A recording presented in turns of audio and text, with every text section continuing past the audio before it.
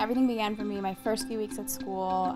My roommate and I got invited to a party. When we got there, we found out that the older boys had told the younger guys they had to each bring 2 hot girls to the party, and we were a little bit like...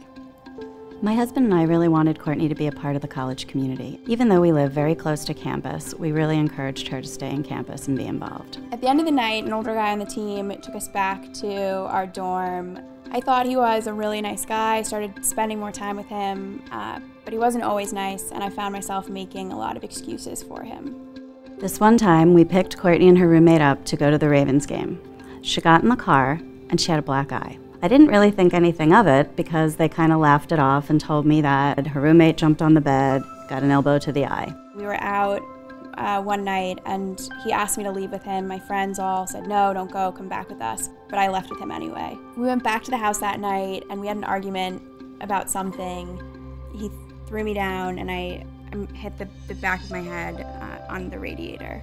He didn't want me to go to the doctor that night. I just told people that I'd fallen in the shower. If she had fallen in the shower, I would have been the first person she called. I thought, something's not right. I finally went to the doctor and was told that I had a concussion. At the hospital, a nurse had handed me a card for a domestic violence hotline, and I remember looking at it and thinking, how could she think that that's what I needed and that that's what had happened to me? Courtney came home. She was visibly distraught. She went to her room, just kind of sitting on her bed, crying, very, very upset.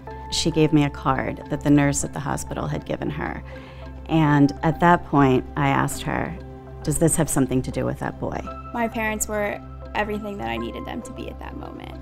I knew that with Courtney being 18, this wasn't going to be our decision to make. Our job was to support Courtney at this point.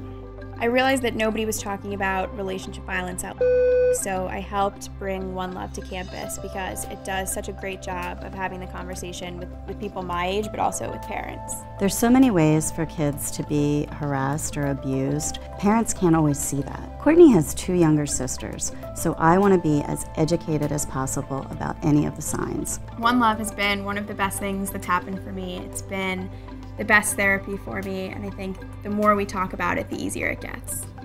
The only way to do something about it is to talk about it, and One Love is talking about it.